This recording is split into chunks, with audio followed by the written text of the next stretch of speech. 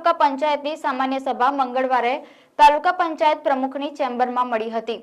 આ સભા કાર્યકારી અધ્યક્ષ તાલુકા પંચાયત વડોદરાના ઉપપ્રમુખ જ્યોત્સનાબેન વાઘેલાના અધ્યક્ષ સ્થાને મળી હતી, જેમાં સચિવ અને તાલુકા વિકાસ અધિકારી એમ.કે. પટેલ અને સભ્યો હાજર રહ્યા હતા। આમાં વિવિધ વિકાસલક્ષી કામો, અંદાજપત્ર અને મંજૂરીનું કામ એજન્ડા પર હતું। જો કે ચર્ચા વિચારણા કર્યા બાદ એજન્ડા પરના તમામ કામોને મંજૂરી અપાઈ હતી।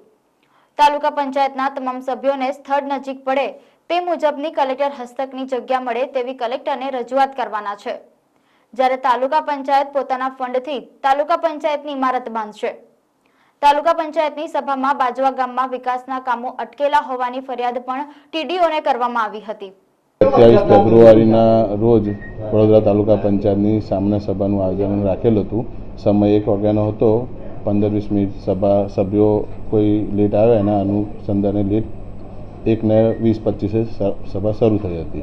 એજન્ડામાં આજ રોજના એવું હતું કે જે હવે આપણું એકેડેમિક યર જે આવી રહ્યું ફાઇનાન્શિયલ યર 24-25નું બજેટ નક્કી કરવામાં આવ્યું છે, જેમાં 19 કરોડ 51 લાખની આસપાસના અમે વિકાસના કામોનું આયોજન કરવાના છે।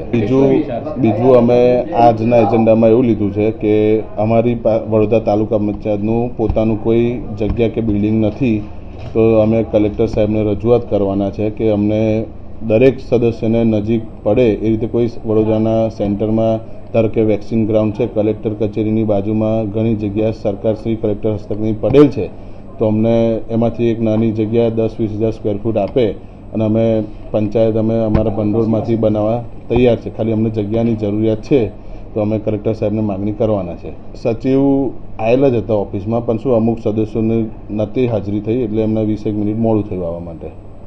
દૂર નથી રાખવાનું, બેનને અનુભવ નહીં હોય આપણે વડોદરામાં, એમના અંદરમાં પ્રથમ વખત સભા થઈ હતી, એટલે પછી બેને કીધું કે વાંધો નહીં, બોલાવ અધ્યક્ષને સોંપેલું હતું।